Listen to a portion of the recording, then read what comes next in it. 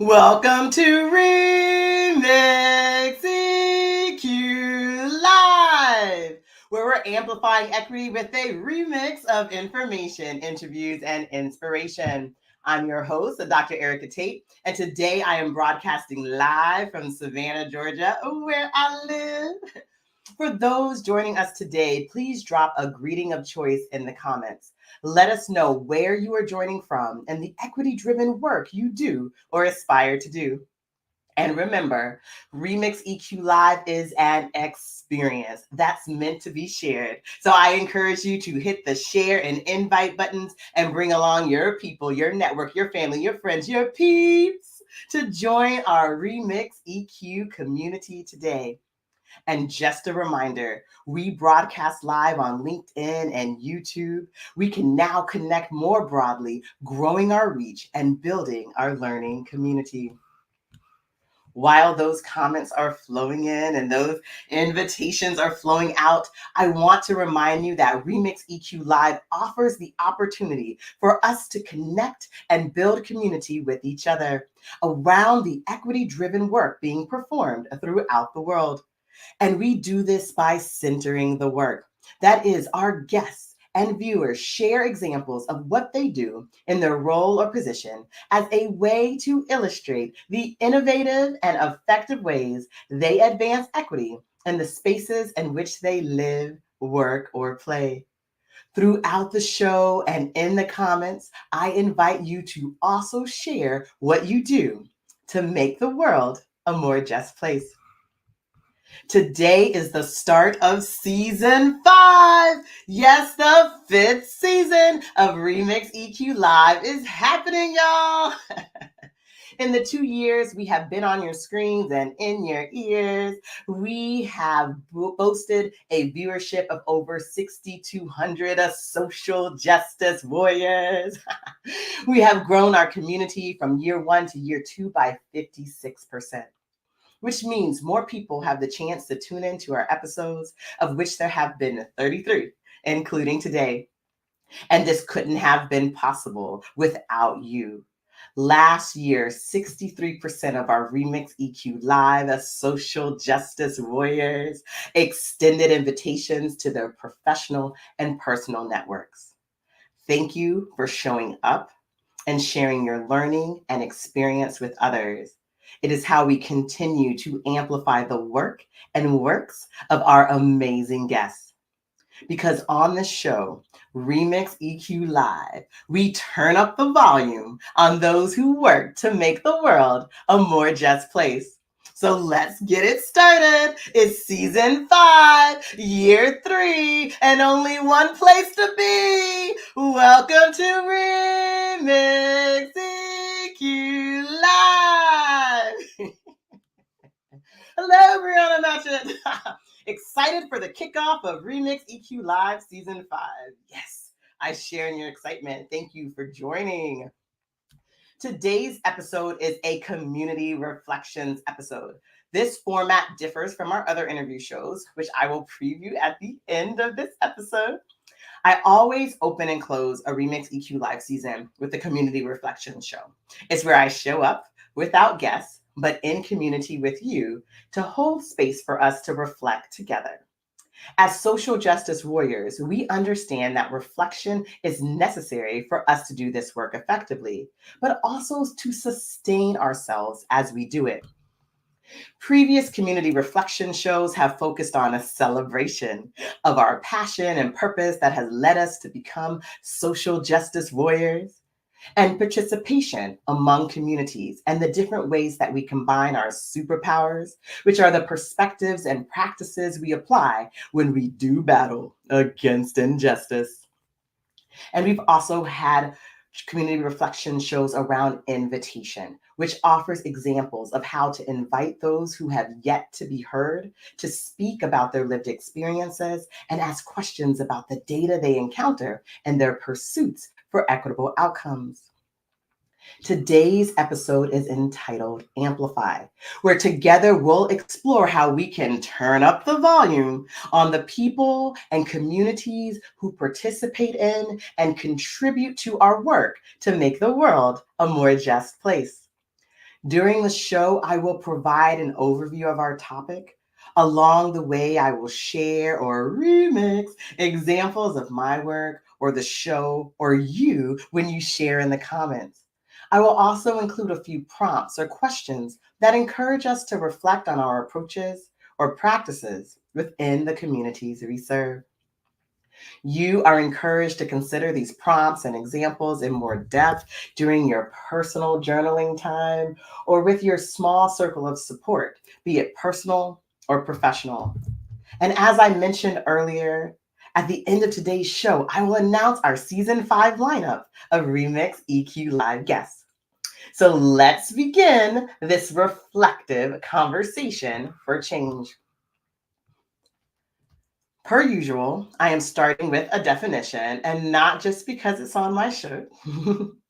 Definitions are one of my go to introduction routines because it provides us the chance to ground ourselves in shared language and meaning. To amplify is to increase or turn up the volume. In doing so, we can hear sounds better. We turn up the volume on a song to hear the guitar riff more clearly. We turn up the volume on a movie to hear the dialogue between characters so we can better understand the plot or learn more about what's happening. In our work with communities, we turn up the volume on neighborhoods or groups of people who we haven't heard from yet because they've been marginalized due to race, gender identity, wealth, or ability. And when they do speak, they're perceived as loud because their ideas, thinking, or experiences are in disharmony with the norm, the majority, the powered, and they are subsequently muted. In our pursuits of social justice, we turn up the volume on the experiences of communities that have been made vulnerable, those who have been harmed by systemic oppression, and those whose resources are constrained by barriers, physical, or those put in place by policies. We seek to unmuffle their voices and foreground their needs and desires so we can create the conditions that lead to equitable outcomes. And on this show, Remix EQ Live, we amplify and turn up the volume on the work and works of those who center equity in the places in which they live, work, and play. We do this to bring attention to the equity driven perspectives and practices they apply to engage communities in the change that matters most to them. This increased volume allows us to hear more clearly the dialogue among social justice warriors so we can listen and learn from them about how to make the world a more just place. In today's show, we will embody our social justice warrior stance in this world and reflect together on the work we do with the communities we serve. We'll consider examples, questions, and opportunities about how we can turn up the volume even more to achieve equitable outcomes and to improve our ability to listen to those who need to be heard.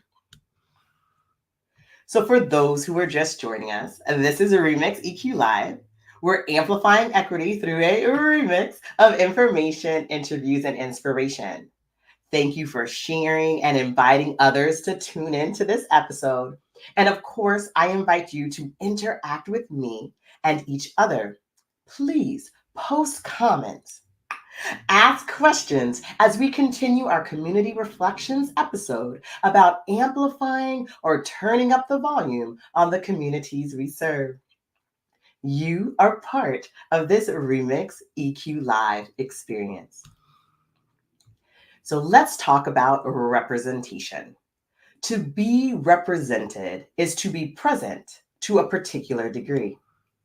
In community engagement or inquiry work, we often identify a focal community, be it African Americans, youth, parents of young children, or residents in a specific zip code.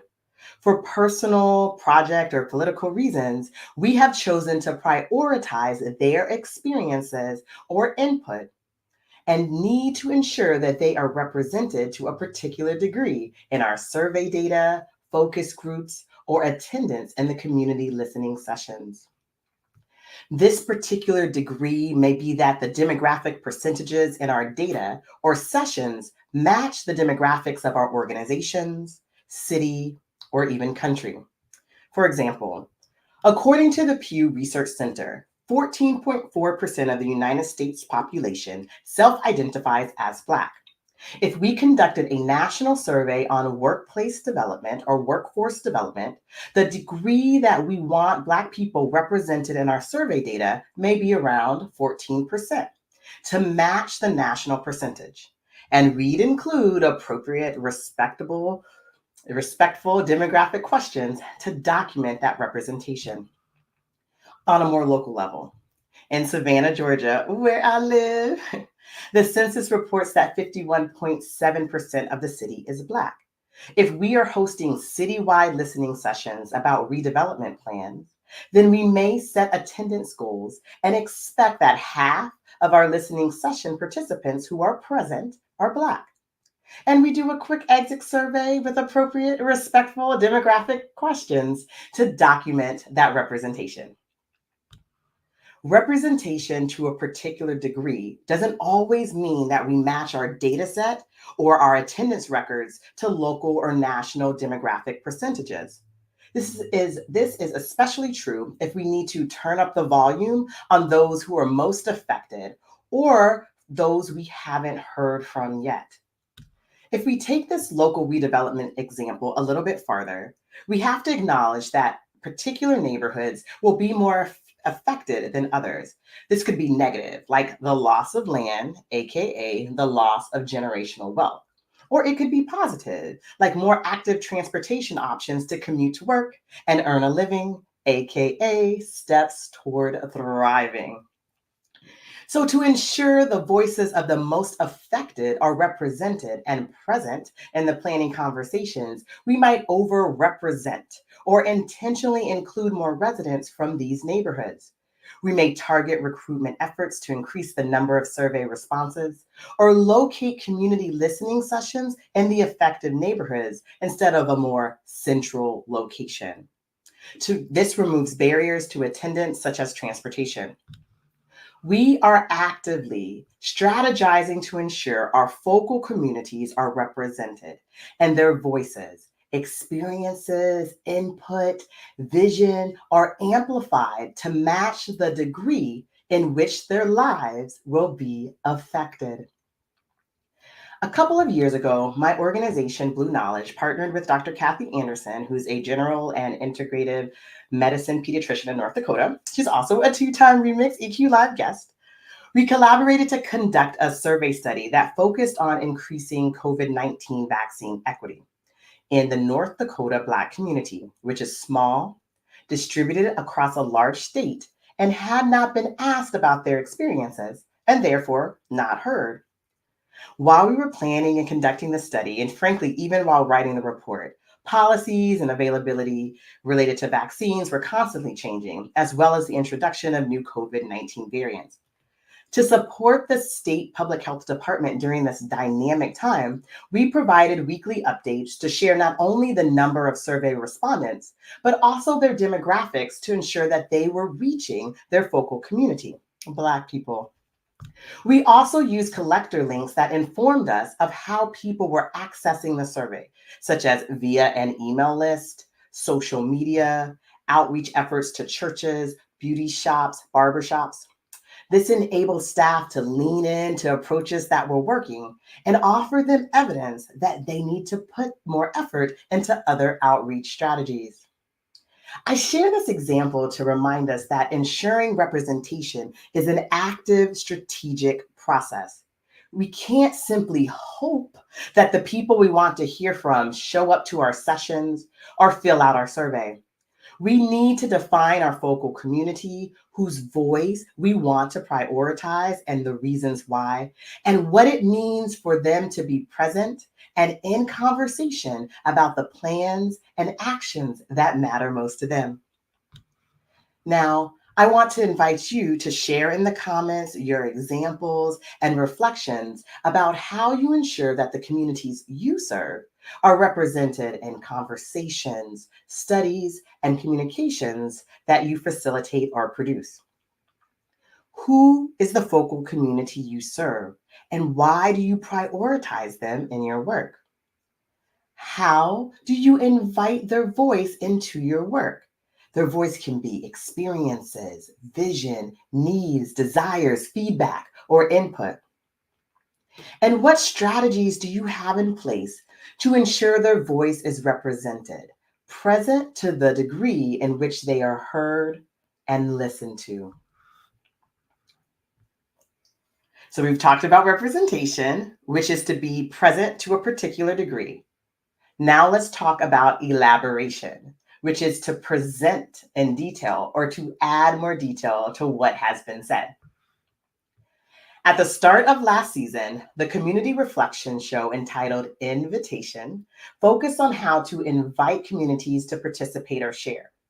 I expressed that I am open to new and different ways to create space for people to share what matters most to them.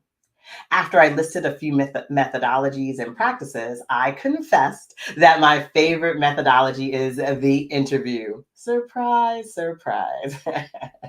Quote, to interview community stakeholders in varied roles and walks of life brings me such joy. I am drawn to this methodology because I love conversation. I believe that each thoughtful, planned interview question, when asked, is an invitation for a person to not only speak their truth and share their experiences, but also to elaborate and exemplify them. Choosing a methodology, the process for eliciting, making sense of, and communicating information, is a set of intentional decisions about how you give voice to others. Determining who, what, and how you ask people to speak not only creates space for them to be heard, it also creates the condition for them to be listened to. In this same episode, I shared about one of my first published research projects where I interviewed women of color engineering students about their experiences and their identities. In terms of who, I interviewed only women of color engineering students because their stories mattered, period. I didn't want their voices to be muffled when their experiences were presented alongside others and inadvertently compared. And I didn't want to limit their elaboration, their details, when trying to strike a representational balance of everyone's experiences. I wanted to foreground them. The what? I asked them questions about their lives, what they experienced, how they felt, what they wanted to change. I didn't ask them to prioritize a set of recommendations I drafted or give feedback on a plan that was created without their input. I asked about them and the how. I extended an invitation to them to speak. I created the space, the convenience, and the comfort for them to speak and be listened to so they can tell their story, add details to, or even counter existing narratives about their lives, communities, circumstances, and experiences. I gave them the mic. Now, I want to invite you to share in the comments your examples and reflections about how you ensure that your focal communities have opportunities to elaborate on the details of their lives. How are you foregrounding the voice of your focal community? Are you handing them the mic or fading them into the background? And what do you ask them to share with you? Are you filling in the details? Are they filling in the details of the story you're writing? Or are they authoring and sharing their story and their words? A final consideration about the responsibility we have of eliciting and amplifying the voices of the communities we're serving. A few years ago, I started creating her story videos during Black and Women History Months. Each year, I select a few Black women to celebrate and amplify. I share a bit about their accomplishments, but mainly I share why they inspire me. And when I think about it, I believe these Her Story videos were really the prequel to Remix EQ Live. My first Her Story video was about Zora Neale Hurston, and I pulled these 2 reasons for why she inspired me straight from the script. Zora studied community. As a cultural anthropologist, she embedded herself in communities to study the people and the practices in places such as New Orleans, Haiti, and Jamaica. She transposed her careful research, composed of observations, notes, recordings, and reflections, into thoughtful stories that we read and learn from. Zora gave voice to the people often unheard. She is famous for her use of dialect. She wrote as people spoke without cleaning it up or rephrasing it to be in the voice of her readers. Her writing shows such a respect for individuals and communities, in that she not only honored what was said, but how they said it. Whether we're jotting down residents' comments during a neighborhood listening session, or interpreting survey responses, or including interview quotes in our communications, we need to take care of community voice, for it is precious.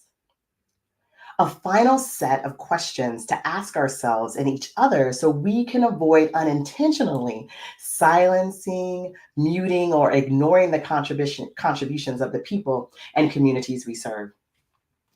Have I made you uncomfortable with my words, actions, or omissions? Have I ignored your comment because I didn't understand or agree with it? Have I changed the content or meaning of your statement with my attempts to clarify, paraphrase, or put it in a way I understand? And have I amplified your voice, your contributions, and your stories with intention, respect, and care? Because the last thing we want is to undo the purposeful, strategic action of amplifying those who have yet to speak or be heard by omitting their details and changing their meaning. Hello, Dr. Rashonda B. Jones. Oh, yes, I've always done statistical work on minority communities, but I want to make sure that the communities have a say in the work that I am doing. This is my first step in making sure that my work is working with the community and not just researching on the community. Yes, thank you, Dr. Jones. I appreciate that. I mean, I think I do the same thing in my work, is that often I'm in communities and I too want to make sure that, I mean, we're not researching you, but we're really thinking of the best ways to involve you in these really important decisions that are being made. And I think like sometimes like the questions that we're asking, the surveys, the community listening sessions, the focus groups are ways to bring voices to the table when they won't otherwise be there. And great. Oh, yeah. And I'm glad that you love those questions. I was thinking about those questions when I was writing them and looking at them again, is that these are questions we can ask ourselves. But I also think they're questions that when we're working with our teams and even working with our communities, that we ask of each other and hold ourselves accountable. Because I think those of us who are doing this work, like, we never want to silence anyone, because many of us know what that feels like. And we want people to be able to get across the meaning that they intend to. And so I think when we ask each other and check in with each other about, is this what you heard? Or is that what you said? Or did I capture that? All of that really contributes to us representing and amplifying the voice of the people we're serving. So thank you for chiming in. I love it. I get all excited when people make comments and ask questions and say things. It's like I'm there with you. Oh. As we close out today's community reflection show and open up the 5th season of Remix EQ Live, I want to remind you that Remix EQ Live is a learning community. We are here to listen and learn from each other. Our interview shows amplify and they turn up the volume on those who work to make the world a more just place. Each episode is a chance to listen and learn from equity-driven professionals. Remix EQ Live guests, they share information, experiences, and even testimony that builds our knowledge so we can ask and answer the questions we need to deepen our understanding and to inform and inspire change. So I invite you to tune in every second and fourth Friday at 11:30 a.m. Eastern on LinkedIn and YouTube. You'll definitely want to turn up the volume for our season 5 guests.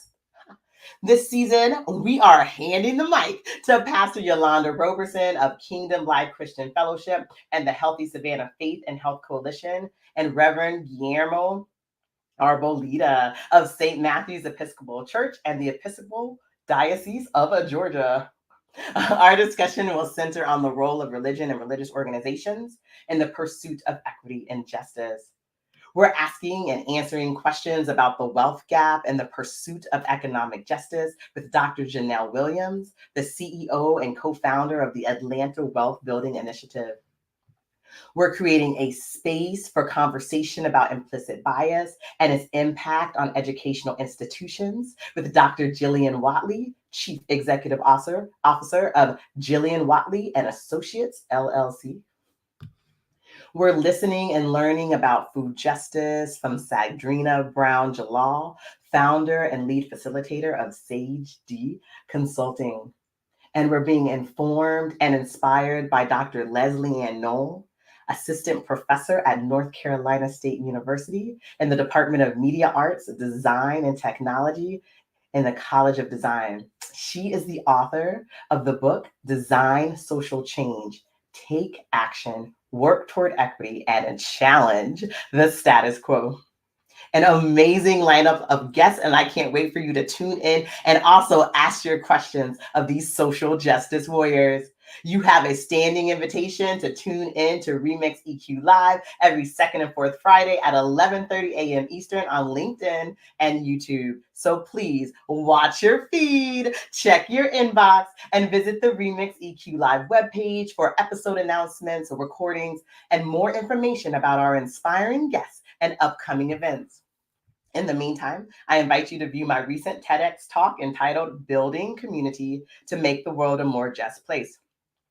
My talk was inspired by this Remix EQ Live show and the community. It offered me the opportunity to pause and reflect on the learning and inspiration I have been receiving from interviewing guests and interacting with you, our viewers, our social justice warriors. Please watch, react, leave comments, engage in dialogue and with each other. And of course, share it with your personal and professional communities. Also, while you're there, please discover new ways to support the Remix EQ Live community, such as a donation, which makes it possible to plan, promote, and produce each episode that you have the opportunity to listen and learn from. And then, of course, you can purchase merch, such as our Amplify notebook or this message tee. Browse the Blue Knowledge Store, which is a retail therapy for social justice warriors. And while you're on the show's webpage or engaging in a bit of justice-inspired retail therapy, please poke around the website and learn more about my business, Blue Knowledge, and our growing family of brands and services which advance equity in schools and communities through collaborative research, inclusive evaluation, and equity-driven professional and community learning. You can also follow us on LinkedIn and the Blue Knowledge YouTube channel. And of course, I invite you to connect with me in these digital streets also. Thank you, Remix EQ community, for your engagement and encouragement. And of course, your rally, which is how we recognize, appreciate, learn, love, and take care of you as you work to make the world a more just place. I'm your host, Dr. Erika Tate, and this is Remix EQ Live. I will see you all next time.